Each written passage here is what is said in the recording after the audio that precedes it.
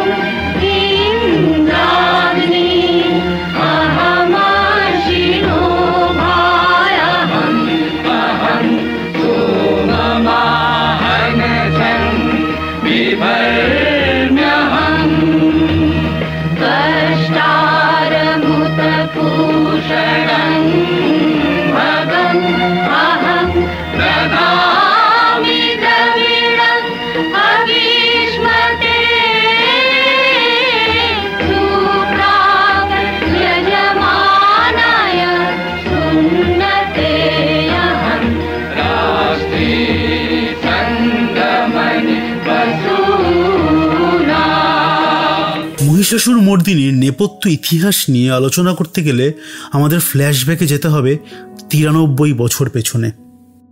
এ বিষয়ের তথ্য স্বীকৃতি শতবর্ষে বাণীকুমার স্মরণে ও বরণে এই বইটি এবং সুশান্ত পাল, কেয়া মুখোপাধ্যায়, তপন মল্লিক চৌধুরী এবং জগন্নাথ বসুর প্রতিবেদন, যা বিভিন্ন পত্রপত্রিকায় ছাপা হয়েছে। এবার ইতিহাসে আসা যাক।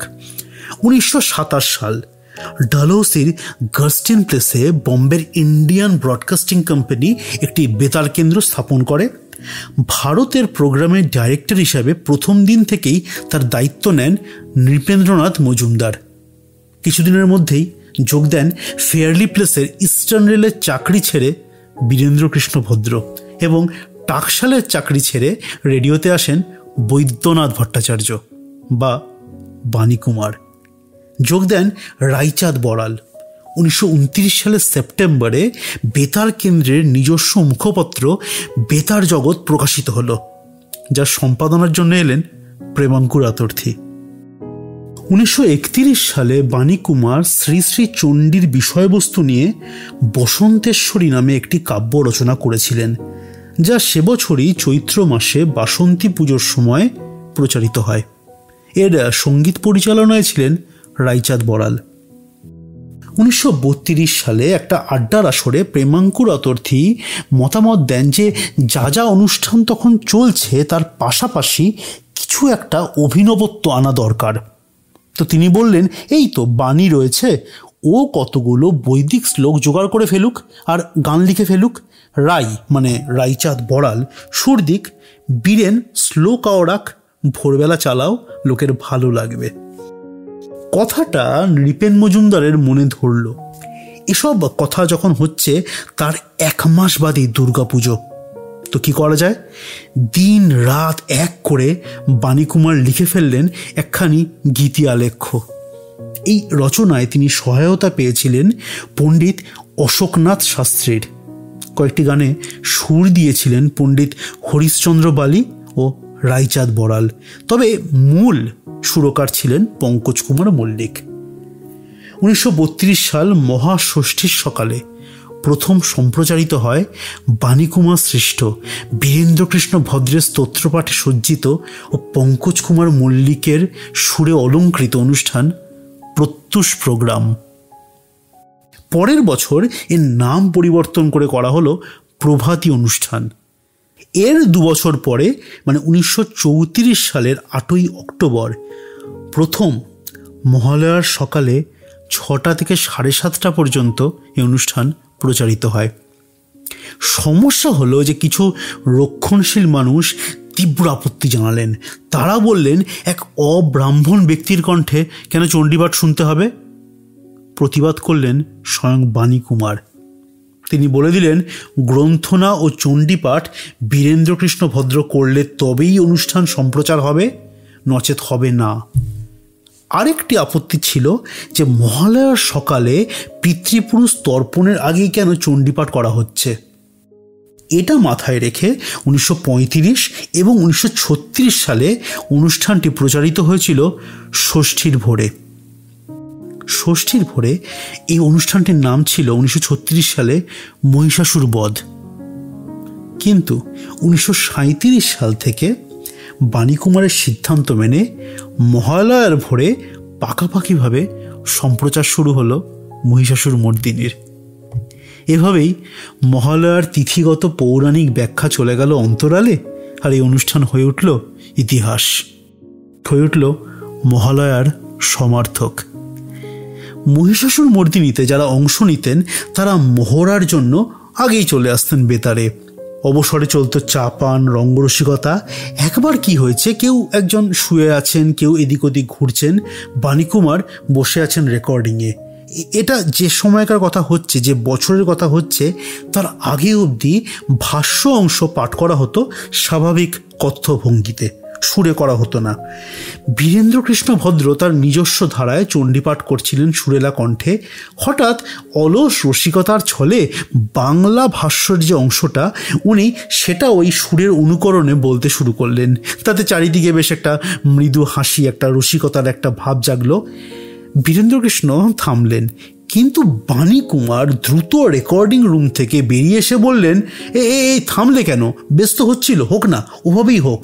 বীরেন্দ্রকৃষ্ণ হেসে বললেন, না না, আমি একটু মজা করছিলাম। কিন্তু বাণীকুমার গভীর আগ্রহ নিয়ে বললেন, না না না, মোটেই না, দারুণ হচ্ছিল, ওভাবেই আবার করো।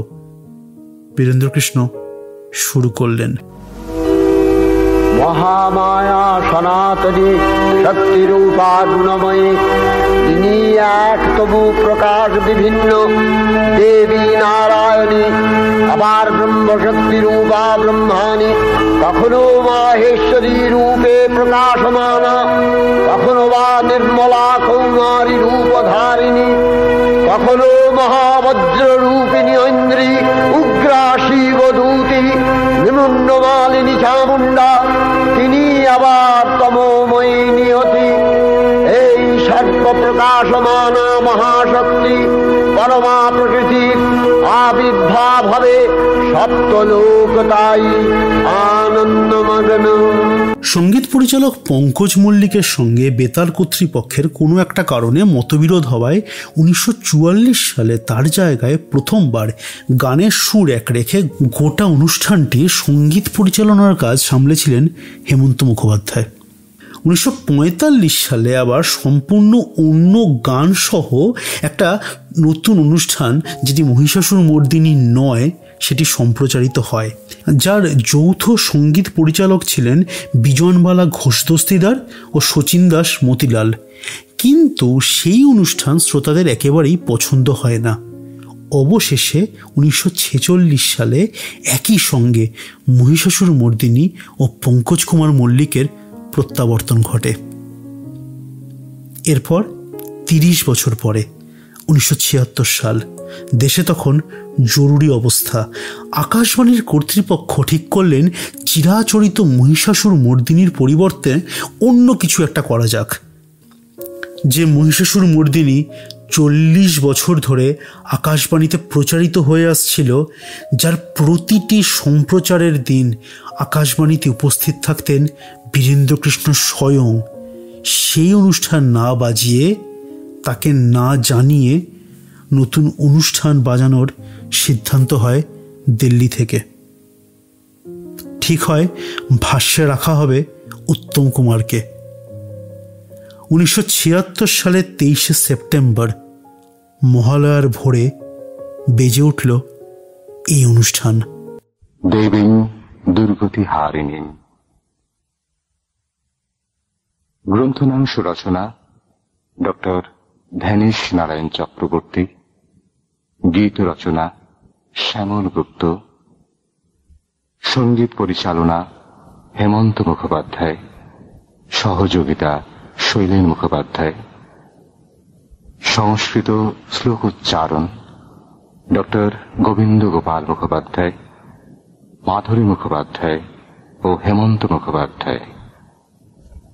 গ্রন্থনাংশ পাঠ উত্তম কুমার, বসন্ত চৌধুরী, পার্থ ঘোষ ও ছন্দা সেন। দেবী দুর্গতি হারিণী। গানে ছিলেন হেমন্ত মুখোপাধ্যায়, লতা মঙ্গেশকর, আশা ভোসলে, মান্না দে, সন্ধ্যা মুখোপাধ্যায়, আরতি মুখোপাধ্যায়, মানবেন্দ্র মুখোপাধ্যায়, দ্বিজেন মুখোপাধ্যায়, প্রতিমা বন্দ্যোপাধ্যায়, নির্মলা মিশ্র, উৎপলা সেন, অনুপ ঘোষাল, তরুণ বন্দ্যোপাধ্যায়, শিপ্রা বসু, বনশ্রী সেনগুপ্ত, হৈমন্তী শুক্লা, অসীমা মুখোপাধ্যায়, পেন্টু ভট্টাচার্য, শৈলেন মুখোপাধ্যায়, সমরেশ রায়, জয়ন্তী সেন, অমল মুখোপাধ্যায়, মানে একেবারে তারার হাট। যন্ত্রসঙ্গীত পরিচালনায় ছিলেন অলোকনাথ দে। যন্ত্রশিল্পীদের মধ্যে ছিলেন ভিভাল সারা, অমর দত্ত, সুনীতি চট্টোপাধ্যায়, রাধাকান্ত নন্দী, দুর্বাদল চট্টোপাধ্যায়। কিন্তু মহিষাসুর মর্দিনী স্থানচ্যুত হওয়ায় জনরোষ ফেটে পড়ে। পত্রপত্রিকায় সমালোচনার ঝড় বয়ে যায়, প্রবল আপত্তি আসতে থাকে। জনরোষের মাত্রা এমন জায়গায় পৌঁছায় যে জনসাধারণের চাহিদাকে মর্যাদা দিতে সে বছরই ষষ্ঠীর দিন সম্প্রচারিত হয় মহিষাসুর মর্দিনী। উত্তম কুমার কিন্তু এ দায়িত্ব নিতে চাননি। তিনি বীরেন্দ্রকৃষ্ণের কাছে গিয়ে তার অস্বস্তি ও অযোগ্যতার কথা বলেছিলেন। বীরেন্দ্রকৃষ্ণ অবশ্য তাকে আশ্বস্ত করে উৎসাহই দিয়েছিলেন। শুধু বেতার কর্তৃপক্ষ তাকে গোপনে কিছু না জানিয়ে এই নতুন অনুষ্ঠানের পরিকল্পনা করায় খুব কষ্ট পেয়েছিলেন। এই অনুষ্ঠান সম্প্রচারিত না হওয়া সম্বন্ধে তিনি বলেছিলেন, আমি তো আর অমর নই, একদিন না একদিন অন্যদের এগিয়ে আসতেই হবে এ কাজে। না, তার ভবিষ্যৎবাণী খাটেনি। এখনো সেই ঘটনার 44 বছর পরেও বীরেন্দ্রকৃষ্ণ ভদ্র, পঙ্কজ কুমার মল্লিক এবং বাণীকুমার সৃষ্ট এই অনুষ্ঠানের হাত ধরে সারা পৃথিবীর বাঙালির পুজো শুরু হয়। প্রতি বছর শিকাগোর পুজো শুরু হয় এই অনুষ্ঠানের একটি অসামান্য উপস্থাপনা দিয়ে, যা প্রায় 35 বছর ধরে বিএজিসি দুর্গাপুজোর এক অবিচ্ছেদ্য অংশ। সে অনুষ্ঠানের প্রস্তুতির কথা শুনব। তার আগে একটা গান, দেবিং দুর্গতি হারিনেম, ওই অনুষ্ঠানের গান।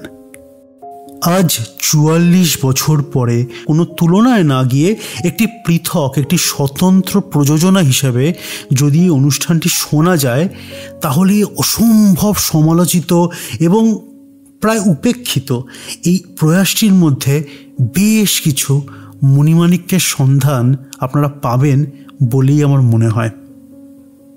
আমি আজ এই অনুষ্ঠানটির থেকে দুটি গান আপনাদের শোনাবো। এই গানগুলো খুব বেশি প্রচলিত বা প্রচারিত নয়।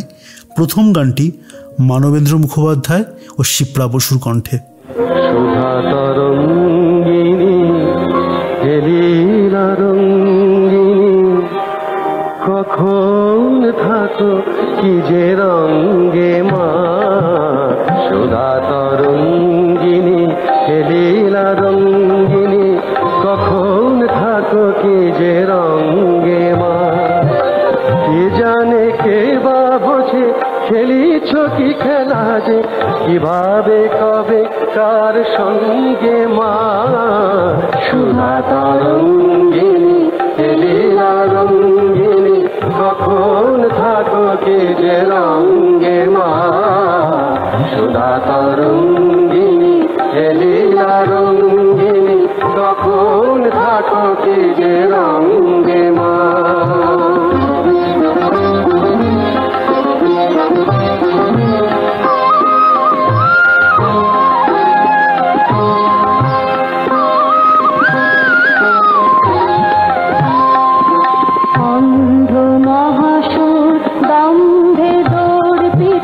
জানি না সে যে তব চরণে অর্পিত।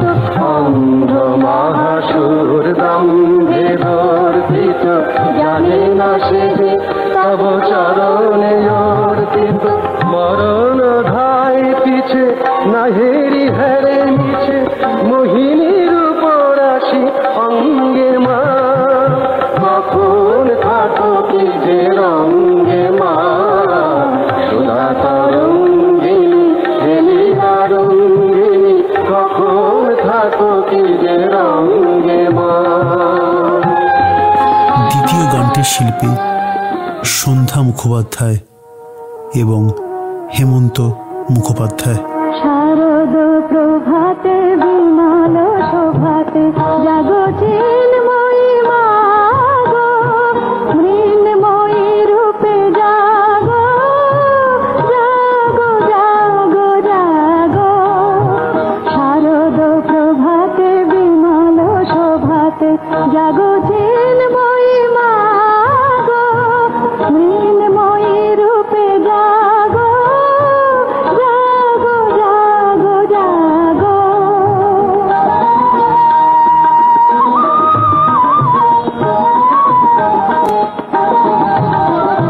শক্তিময়ী হে দুর্বল চিতে, কলুষ কালী মা মুছায়ে, নব জাগরণী মন্ত্রে দাও মা, অন্ধ তমসা ঘুচায়ে।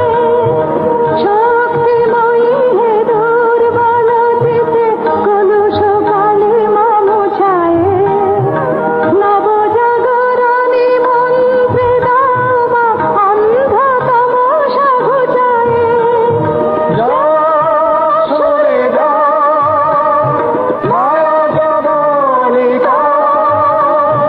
গঙ্গার মোহ ভাঙো, ভাঙো ভাঙো ভাঙো। শারদ প্রভাতে বিমল শোভাতে, জাগো চিন্ময়ী মা গো, মৃন্ময়ী রূপে জাগো, জাগো জাগো জাগো।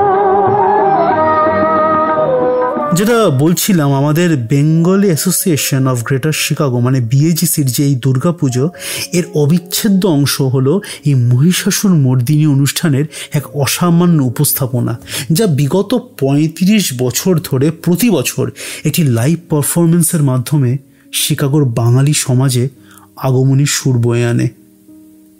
এই অনুষ্ঠানটি সম্বন্ধে কথা হচ্ছিল একেবারে শুরুর দিন থেকে, যিনি এই অনুষ্ঠানের একেবারে অন্যতম অংশ নিবিড়ভাবে ওতপ্রোতভাবে যিনি জড়িয়ে আছেন, সেই সুব্রত মুখার্জি, সুব্রত কাকুর সঙ্গে। সুব্রত কাকু এই অনুষ্ঠানটিতে শ্রী বীরেন্দ্রকৃষ্ণ ভদ্রের যে চণ্ডীপাঠ, যে ভাষ্যপাঠ, সেই অংশটির দায়িত্বে বিগত ৩৫ বছর ধরে। অনুষ্ঠানটি শোনার দেখার ব্যক্তিগত অভিজ্ঞতা থেকে আমি এটুকু বলতে পারি যে সুব্রত কাকু এবং সম্পূর্ণ মহিষাসুর মর্দিনীর যে টিম, তারা অনুষ্ঠানটি আর পারফর্ম করেন না, তারা অনুষ্ঠানটি ধারণ করেন। প্রথম অনুষ্ঠানটা হয় ১৯৮৫ সালে। ১৯৮৫-তে কিন্তু বিশ্ব অন্যরকম ছিল, ভারতবর্ষ অন্যরকম ছিল, আমেরিকা অন্যরকম ছিল, ইন দ্য সেন্স যে আমেরিকা তখন সত্যি একটা দূর দেশ ছিল। তখন ইউটিউব ছিল না, গুগল ছিল না, তখন অনেক কিছু, computer was not popular and not available at that time. সেই সময় ১৯৮৫ সালে এই মহালয়া এবং মহিষাসুর মর্দিনী অনুষ্ঠান করার কথা ভাবাটাই একটা অ্যাডভেঞ্চারাস ছিল। তো অ্যাবাউট ৮৪ সালের শেষের দিকে একটা শীতকালে আমরা ঠিক করলাম যে অনেক কিছুই তো হচ্ছে নতুন। ৭০ সালে আমাদের এই প্রতিষ্ঠান অর্থাৎ বিএডিসি তৈরি হয়েছে, ৭০ সালের পর থেকে ৭৬-এ রেজিস্ট্রেশন হয়েছে। এই লাগাতার ভাবে আমরা সবসময় অনেক অনুষ্ঠান করে আসছি, এবার নতুন একটা কিছু করা যায়। তো সেই নতুন কথাটা একটা শীতের দিনে বরফ ঢাকা চারদিক, সেই সময় কারুর একজনের মাথায় এলো যে আমরা মহিষাসুর মর্দিনীটা স্টেজ করবো অর্থাৎ আমরা গান বাজনা দিয়ে ওটা অন দ্য স্টেজ দুর্গাপুজোর মেন অনুষ্ঠানে আমরা পারফর্ম করব। কিন্তু লজিস্টিক্যালি ইট ওয়াজ এ ডিফিকাল্ট সিচুয়েশন। কেন না, সেই সময় যেরকম বললাম ইউটিউব ছিল না, কম্পিউটার ছিল না, গুগল ছিল না। সো দেশ থেকে আমাদের প্রথমে ডিস্ক কালেক্ট করতে হলো এবং কোনো স্ক্রিপ্ট ছিল না। তো এখন সাধারণ ভেতো বাঙালিদের পক্ষে সেই চণ্ডী স্ক্রিপ্ট উদ্ধার করা, গানের কথা উদ্ধার করা, সেটাও একটা বিরাট ব্যাপার ছিল। তো সেই কাজকর্ম আরম্ভ হলো। সব থেকে মজার ব্যাপার হচ্ছে যে চণ্ডীর যে রিসাইটেশন এবং চণ্ডীর যে অনেক গান আছে, যে গানগুলোর ওয়ার্ডিং গুলো টেপ রেকর্ড থেকে পাওয়া যায় না বা বোঝা যায় না, শিকাগোতে সেই সময় খোঁজাখুঁজি করে আমরা একটা চণ্ডী উদ্ধার করতে পেরেছিলাম রঞ্জিত দার কাছে। এবং রঞ্জিত দা হচ্ছেন আমাদের 81-এর প্রেসিডেন্ট, তার কাছে একটা চণ্ডী ছিল, সেই চণ্ডী এনে আমরা ট্রান্সফার করলাম। প্র্যাকটিসিং, রিহার্সিং সে একটা দক্ষযোগ্য ব্যাপার। 85 সালে খুব বড় করে হয়েছিল, প্রায় 11 জন সিঙ্গার ছিল, ইনস্ট্রুমেন্টেশনে সেতার ছিল, 3টে হারমোনিয়াম ছিল, 2টো তবলা ছিল, খঞ্জনি ছিল এবং কন্টিনিউয়াস স্টেজে অত্যন্ত সুন্দর বন্দোবস্ত করে অর্কেস্ট্রেশন করে that 85 program was the first program এবং ইট ওয়াজ ইনরমাসলি সাকসেসফুল। সেই যা হয়ে যাবার পরে সকলের মাথায় এলো আমরা আরো একটু বড় করে করব, আমরা এটাকে একটা ড্যান্স ড্রামার মতো করব। এই অনুষ্ঠান চণ্ডী এবং গানের সঙ্গে সঙ্গে আমরা ছেলেমেয়েরা নাচ করবে, করে তারা এই গল্পটাকে দেখাবে। এই যে ভাবধারাটা, সেইটা প্রথম হলো 1987 সালে। ইন্টারেস্টিং থিং হচ্ছে এগুলো তো বড়গুলো হলো, কিন্তু এর ফাঁকগুলো এই যেগুলোতে হচ্ছে না সেগুলো আমরা সমানে ওই মহালয়ার দিনে আমরা চেষ্টা করেছি এই অনুষ্ঠানটাকে চালিয়ে যাওয়ার। যে ভাবধারাটা ভারতবর্ষে ছিল যে মহালয়া এলো, আগমনী হয়ে গেল, তার মানে আমাদের এই পুজো ভাব যে কথাটা, সেই পুজো ভাব এসে গেল। শিকাগোতে আজ প্রায় এই 30-35 বছর ধরে Mahalaya is giving that feeling, পুজো ভাব। এভরিবডি নোজ যে মহালয়া হবে, পুজো ভাব আসবে, তারপর পুজো হবে। এবং আমি প্রাউডলি বলতে পারি যে এই 35 বছরে 35 বার আমি চণ্ডী পড়েছি। এটা আমার কাছে পারফরমেন্স নয়, এটা আমার কাছে একটা offering. This is my Puja and this is the day. এই ফাইনাল চণ্ডীটা করার দিন থেকে আমার দুর্গাপুজোর মরশুম এসে যায়। আর আই বিলিভ যে যতদিন আমরা বাঁচবো হয়তো এই জিনিসটা টেনে নিয়ে যাব। And This whole thing is good hands.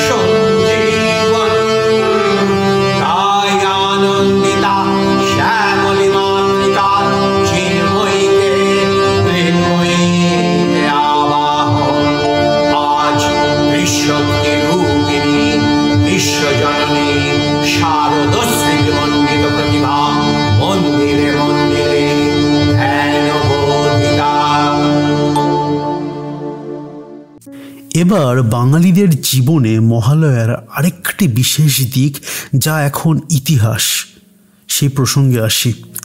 প্রতি বছর মহালয়ার সময় নিয়ম করে একটি বিশেষ পূজা বার্ষিকী প্রকাশিত হতো, যার অপেক্ষায় উন্মুখ হয়ে বসে থাকতেন সঙ্গীত পিপাসু বাঙালি শ্রোতা। হিজ মাস্টার্স ভয়েস প্রকাশ করতেন গুণী ও জনপ্রিয় শিল্পীদের গাওয়া সেই বছরের প্রকাশিত সমস্ত পুজোর নতুন গানের কথার সংকলন, একটি গানের পূজা বার্ষিকী যার নাম ছিল HMV শারদর্ঘ্য।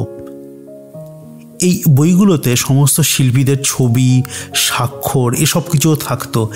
এর কিছু ডিজিটাল কপি আমি ইন্টারনেট আর্কাইভ ইত্যাদি খুঁজে বার করেছি এবং এইটুকু বলা যেতে পারে যে বৈচিত্র্যে, ডিজাইনে, সম্পাদনায় এই বইগুলো কিন্তু প্রকৃত অর্থেই collector's item. Digital download, piracy, Bangali থেকে বং হয়ে ওঠার এই রং রুটে এই ঐতিহ্য এখন শুধুই স্মৃতি। 1976 সালে প্রকাশিত HMV শারদর্ঘ্যে প্রকাশিত একটি বার্তা আপনাদের পড়ে শোনাচ্ছি, সেই সময়কে একটু ভালো করে বোঝানোর জন্য অথবা ফিরে তাকানোর জন্যে। তো 1976 সালের শারদর্ঘ্য। সবিনয় নিবেদন।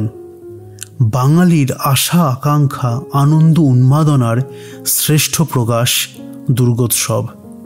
যখন দেশের সর্বস্তরের লোক অনুভব করে শরৎ যেন কোনো স্বর্গীয় আনন্দের আমন্ত্রণ আবাহন করে আনে, আকাশে বাতাসে পাখির কণ্ঠে, নদীর কলতানে সর্বত্রই বেজে ওঠে আনন্দের সুর। তারই সঙ্গে সুর মিশিয়ে আমরা সঙ্গীত শিল্পীরাও গান গাই, বাজাই যন্ত্র সমুদায়। স্মরণাতীত কাল থেকে বাঙালির এই শারদোৎসব।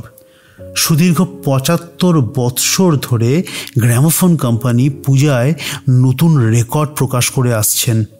সম্বৎসরের সচেষ্ট সাধনায় আমরা সঙ্গীত শিল্পীরা এবারও তাই নিয়ে এসেছি আমাদের সেরা পুজো উপহার, এই শারদ অর্ঘ্য। গীতি রসিকদের প্রীতিলাভে তা ধন্য হোক। ইতি এবার সকলের একদম হাতে করা সই আছে। হেমন্ত মুখোপাধ্যায়, ধনঞ্জয় ভট্টাচার্য, কৃষ্ণ চট্টোপাধ্যায়, আরতি মুখোপাধ্যায়, পিন্টু ভট্টাচার্য, শিপ্রা বসু, শ্রাবন্তী মজুমদার, বনশ্রী সেনগুপ্ত, তরুণ বন্দ্যোপাধ্যায় এবং আরও অনেকে। সত্যি ফ্যাসিনেটিং কালেক্টার্স আইটেম। এই ফেলে আসা পুজোর গান, পুজো বার্ষিকী, নতুন জামা, নতুন জুতো, মহিষাসুর মর্দিনীর সুর, বীরেন্দ্রকৃষ্ণ ভদ্রের কণ্ঠস্বর, শরতের শেষ বিকেলের মৃদু মন্দ ঠান্ডা বাতাস, রোদের কাঁচা সোনা রং, এ সব কিছুর সূত্র ধরেই নীল আকাশে ভাসমান পেঁজা তুলোর মতো মেঘের ভেলায় ভেসে আসা স্মৃতির ঝাঁপি খুলতে অনুরোধ করেছিলাম আমাদের বিএজিসি পরিবারের কিছু সদস্যের কাছে, কিছু পছন্দের মানুষের কাছে। আপনাদের শোনাবো প্রথমে তনিষ্ঠা রায়চৌধুরীর পুজোর স্মৃতিচারণ, তারপর পিনাকি গুহর পুজো স্মৃতি। মাঝে থাকবে শারদ অর্ঘ্যে প্রকাশিত সেই সময়ের কিছু পুজোর গান, যে গানগুলো আপনারা সকলেই সারেগামা ওয়েবসাইটে গিয়ে ডাউনলোড করে শুনতে পারবেন।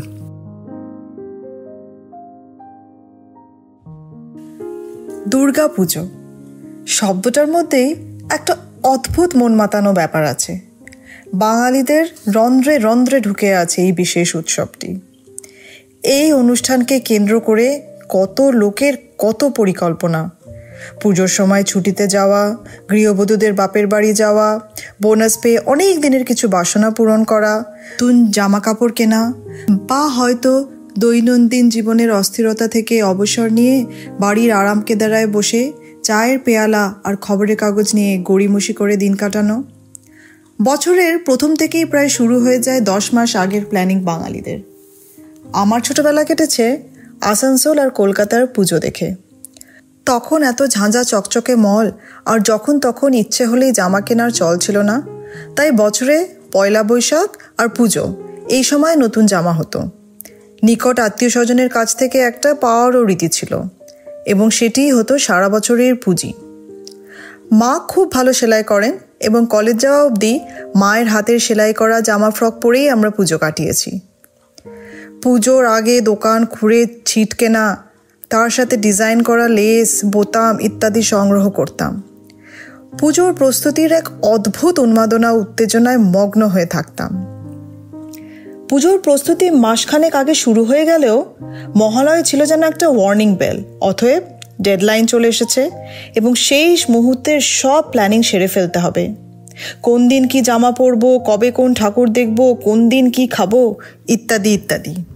তারপর ষষ্ঠীর দিন বোধনের সময় ঢাকিরা যখন প্রথম সেই চেনা তালে ঢাকটি বাজাতো, উফ, সেই শিহরিত অনুভূতি ভাষায় প্রকাশ করা অসম্ভব। পুজোতে বাবারও একটা দায়িত্ব ছিল, নতুন জুতো কিনে দেওয়া। জোর বাজারের ভিড় ঠেলে জুতো কিনতে যাওয়া হতো আমাদের 3 বোনের। টিভি দেখে, সিনেমার ম্যাগাজিন দেখে নানা রকম ফ্যাশনেবল হিলতোলা জুতোর ইচ্ছে মনে বাসা বাঁধত। কিন্তু সেটা বাবাকে বোঝায় কে? বাবার লক্ষ্য টেকসইতে। বাটার জুতো ছাড়া এই দক্ষতা অন্য কোনো জুতো হতে পারে বলে বাবা একেবারেই স্বীকার করতেন না। তথ্য বাটার জুতোর সোল আর ট্রাকের টায়ার একই রাবার দিয়ে বানানো, সুতরাং এদের টেকসইয়ের দিক দিয়ে কেউ হারাতে পারবে না। কিন্তু সমস্যা ছিল বাটার জুতোগুলোকে বড্ড বাজে দেখতে হতো। ছেলে এবং মেয়েদের জুতোর নকশা তো দূরের কথা, রঙেরও কোনো পার্থক্য থাকতো না। কায়দার জুতোর স্বপ্ন দেখাই তখন পুরো বৃথা। মুখে অত্যন্ত বিরক্তি নিয়ে বাবার সাথে দোকানে যেতাম। 2-3 জোড়া জুতো পায়ে গলিয়ে চেষ্টাও করতাম। তারপর ঘোরতর আপত্তি দেখে মা শেষমেশ আমাদের সহায় হতেন। বাবাকে বুঝিয়ে পাশের কোনো এলেবেলে দোকান থেকে পছন্দের জুতো কেনা হতো। আনন্দ তো তখন আর ধরে না। কিন্তু নতুন জুতোর উদ্দেশ্য পুজোর প্রথম সন্ধেই ঠাকুর দেখতে গিয়ে পরাজিত। 2 থেকে 3 নম্বর প্যান্ডেল যেতে না যেতেই নতুন জুতোর আঘাতে পা ফোসকায় ক্ষত বিক্ষত। শেষ মেশ হাতে জুতো নিয়ে কোনো মতে গাড়ি অবধি আসা, এবং তার পরের দিন থেকে মাথা থেকে হাঁটু অবধি সুসজ্জিত হয়ে পায়ে সেই নীল স্ট্র্যাপওয়ালা বাটার হাওয়াই চপ্পল পরেই বাকি ঠাকুর প্রদর্শন করা। কলকাতার বাড়ির বাজারের কাছে মূর্তি গড়ার একটি কুঠির ক্ষেত্র ছিল। দাদুর হাত ধরে অতি বিস্ময়ের সাথে তাকিয়ে দেখতাম একটি মানুষ কি অদ্ভুত দক্ষতার সাথে টিনের চালের এক গোদাম ঘরে স্বল্প আলোতে তুলির ছোঁয়া আর হাতের কারুকার্যে সিংহের হিংস্রতা, অসুরের বেদনা এবং মায়ের ঐশ্বর্যময় দেবীত্ব ফুটিয়ে তুলছে। খড়ের আঁঠুলি করে তার উপরে মাটির প্রলেপ দিয়ে 8 ফিট এক বাঁশের মইয়ে দাঁড়িয়ে ঘন্টার পর ঘন্টা কি একাগ্র নিষ্ঠার সাথে প্রতিমা করছে। প্রতিমার স্তম্ভমূলে ক্ষুদ্র করে তার নাম হয়তো লেখা থাকবে। হাজারে হাজারে লোক যখন সেই প্রতিমা দর্শন করবে, বাহবা দেবে, তারা কি মানুষটির অক্লান্ত পরিশ্রমের কথা জানতেও পারবে? দাদুকে আগ্রহের সাথে জিজ্ঞেস করতাম, সব ঠাকুর চলে গেলে এদের দুঃখ হয় না? দাদু বলতো, কেন, এরপর তো সরস্বতী পুজো, তখন আবার করে নতুন ঠাকুর করবে। বাড়ির সামনে একটা বিশাল বড় পুকুর ছিল। আশেপাশে পাড়ার অনেক বড় ঠাকুর তাতে ভাসান হতো। আলো লাগিয়ে বাঁশের বেড়া দিয়ে লাইন করে ঠাকুর ভাসানের ব্যবস্থা করা হতো। সেটা একটা রোমাঞ্চকর ব্যাপার ছিল। দেখতাম মায়ের বরণ করা মুখে, সন্দেশলিপ্ত ঠোঁটে, সিঁদুর রাঙা জলজলে মুখে তার জলজান্ত করুণাময়ী চোখ দুটি ছলছল করছে। কে বলে সে শুধুই মাটির জীবনশূন্য এক শিল্পীর কল্পনার উৎপত্তি? তাহলে কি সে ওরকম করে কাঁদে? আমি তো মায়ের চোখের জল দেখেছি। গত 5 দিনের হইচই আদর যত্ন ছেড়ে মায়ের যেতে খুব কষ্ট হচ্ছে।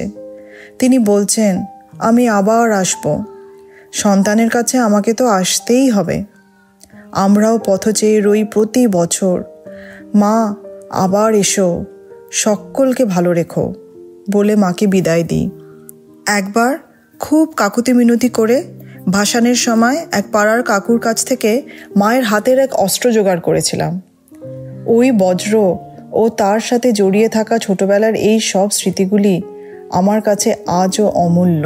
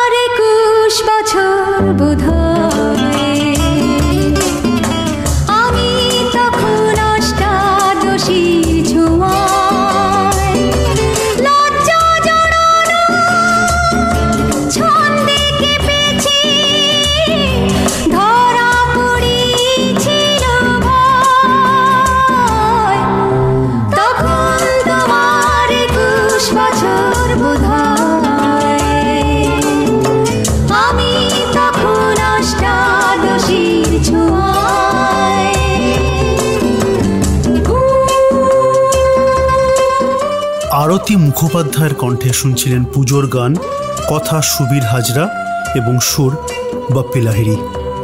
বিএইচএসসি রেডিওতে আমরা এর পরের 2টো পর্বে পুজোর গান নিয়ে খুব বিস্তারিতভাবে কাজ করার একটা চেষ্টা করব। বাংলার পুজোর গানের যে এই পথ চলা, এই যে ইতিহাস, সেই সম্বন্ধে জানব। আর দিক নির্দেশে থাকবে অনিন্দ্য ব্যানার্জি এবং জয়া মৈত্র।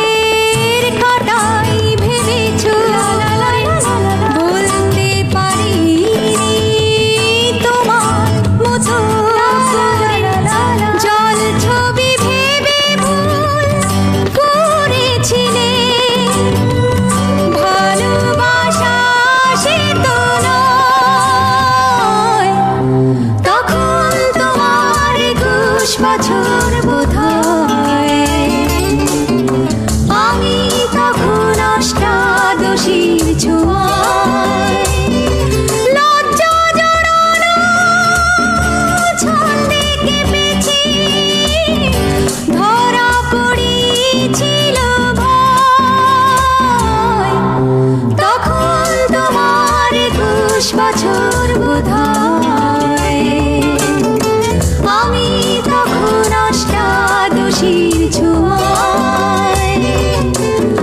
লা লা লা লা লা লা লা লা লা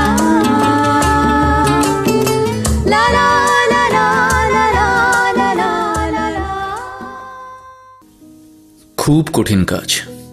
গত 6-7 মাসে পৃথিবীটা এতটাই বদলে গেছে যে ফেলে আসা পুজোর মুহূর্তগুলো রোমন্থন করা এই সময় বেজায় কঠিন কাজ। একেই তো আমরা প্রবাসী, উইকেন্ডের দুর্গাপুজো নিয়ে, বঙ্গভবনের নাটকের রিহার্সাল নিয়ে, দেশ থেকে 10 গুণ বেশি দামে আনানো পূজাবার্ষিকী নিয়ে প্রবাসে দৈবের বসে কোনো রকমে আশ্বিন মাসটা কাটিয়ে দিচ্ছিলাম। কিন্তু এই বছরে বাদ সাধল মহিষাসুরের থেকেও অনেক গুণ ভয়ঙ্কর করোনা আসুর। তাহলে হাতে কি রইল? হাতে রইল ফেসবুক লাইভ, বিএজিসি জমজমাট অনলাইন প্রোগ্রামগুলো, আর শনিবার সকালে বসে রেডিও শোনা। তো যাই বলুন, এই নিউ নর্মালের বাজারে এটাই কি কিছু কম? তাই বলি, এই বছরটা দুর্গা দুর্গা বলে অনলাইনেই কাজ চালিয়ে দিন। তো বলছিলাম কি, এই অনলাইন থেকে মনে পড়ল লাইনের কথা, পুজোর সময়কার লম্বা লাইনের কথা। তো সারা জীবন ধরেই দেখেছি আমি যখন যেখানে দাঁড়াই লাইন সেখানে শেষ হয়। দুর্গাপূজাতেও তার কোনো ব্যতিক্রম নেই। সেটা প্যান্ডেলের পাশে রোলের দোকানের লাইন হোক, বা এয়ার গান দিয়ে বেলুন ফাটানো ছেলে মানুষই ফুর্তির লাইন হোক, বা প্যান্ডেলে ঢোকার অতি দীর্ঘ লাইনই হোক, ঘন্টার পর ঘন্টা লাইনের ঠায় দাঁড়িয়ে প্যান্ডেলে ঢোকার অসামান্য ধৈর্য ছিল আমার। আর সেটাও ভাবুন, 10 সেকেন্ড পর পরেই ফেসবুক চেক করা ছাড়াই।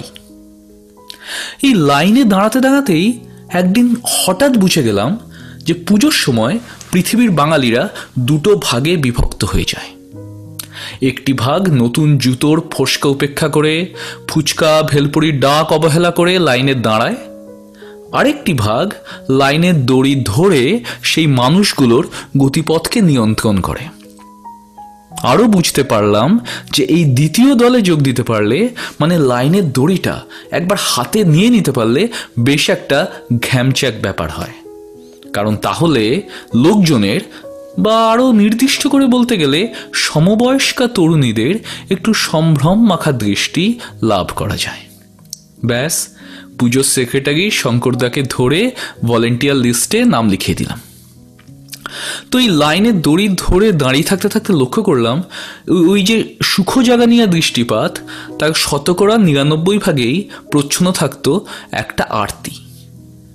মানে কত তাড়াতাড়ি আমার হাতে ধরা দড়িটা টপকে তরুণীটি মণ্ডপে পা দিতে পারবে সেই আরতি আর কি। তা হোক, কি আর করা যাবে। আরেকটা লাইনের কথা মনে পড়ে গেল, সেটা হলো অষ্টমীর সকালে অঞ্জলি দেওয়ার লাইন। স্নান করে নতুন পাজামা পাঞ্জাবি পরে খালি পেটে ছেলেবেলা থেকে অষ্টমী পুজোয় অঞ্জলি দিয়ে এসেছি। একটা বিশেষ বছরের কথা বলি, ক্লাস 9 বা 10 হবে তখন। অষ্টমীর সকাল, পাড়ার পুজোতে যে কিশোরীটি অঞ্জলির ফুল বিতরণ করছিল সে তখন শুধু আমি কেন, পাড়ার যাবতীয় বাপি ভোলা তারকের হার্ট কাপ, মানে পাড়ার সমস্ত আমির খানের একেবারে কমন জহি চাওলা। লং স্টোরি শর্ট, সেই মেয়েটির হাত থেকে ফুল তুলে নেওয়ার সময় ক্ষণিকের স্পর্শের কারণে আমার সেই সদ্য কিশোরবেলার অঞ্জলির মুহূর্তটা চিরকাল অম্লান হয়ে থাকলো। তাই এখন ভাবি যে দুর্গাপুজো যে মূলত ধর্মের, সেটা ভুলে গিয়ে প্রতিবারই যেন আনন্দটাই সামনে এসে দাঁড়িয়ে যায়। এটা যে নিছক ধর্ম না, একটা কার্নিভাল, তার প্রমাণ তো মণ্ডপগুলো দেখলেই বোঝা যায়। কোনো মণ্ডপ চায়ের ভাঁড়ে তৈরি, কোনো মণ্ডপ তৈরি হতো ভাঙা লোহা লক্কর দিয়ে। একবার মনে আছে, আমার ছেলে আর বউকে ঘুঁটের প্যান্ডেল দেখাবো বলে টানতে টানতে অনেক দূরে একটা বারোয়ারি পুজোয় নিয়ে গিয়েছিলাম। চূড়ান্ত উৎসাহে প্যান্ডেলের ঘুঁটের দেওয়ালে আমি স্বেচ্ছায় এবং আমার 4 বছরের ছেলেকে অনিচ্ছায় প্রায় নাক গুঁজে দিয়ে তদন্ত করে দেখতে যাচ্ছিলাম যে প্যান্ডেলটা সত্যি ঘুঁটের তৈরি কিনা। বউ এবং প্যান্ডেল ভলেন্টিয়ারদের তৎপর হস্তক্ষেপে সেই তদন্ত পুরোপুরি সফল হয়নি। তবে প্রমাণ হয়ে গেছে যে শুধু আমার কেন, বেশিরভাগ বাঙালির কাছেই দুর্গাপুজো নিছক ধর্মের পালন নয়। ধর্মীয় উৎসব হলেও দুর্গাপুজোকে আমরা সর্বজনীন করতে পেরেছি, যে উৎসবের একটাই থিম, আনন্দ করো, সবাইকে নিয়ে করো। কোভিড-19 চোখ রাঙানিতে আনন্দে মাতোয়ারা হওয়ার এই প্রকাশ সাময়িকভাবে বদলাতে পারে, কিন্তু এই পুজোর চরিত্র কোনো দিন পাল্টাবে না, এর মহত্ব কখনো বদলে যাবে না। কি লিখি তোমায় প্রিয়তম,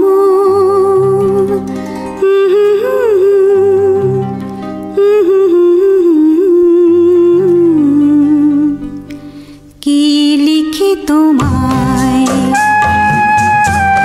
কি লিখি তোমায়, তুমি ছাড়া আর কোনো কিছু ভালো লাগে না আমার। কি লিখি তোমায়, কি লিখি তোমায়। দেখুন, লেখার কিন্তু না বিষয়ের কোনো অভাব নেই।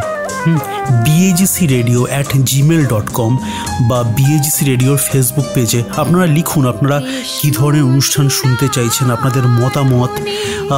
এই অনুষ্ঠান সম্বন্ধে যদি আপনাদের অন্য কোনো তথ্য সংযোজন করার থাকে, আপনাদের মেসেজের, আপনাদের ইমেলের অপেক্ষায় থাকবো আমরা। BAGCradio@gmail.com।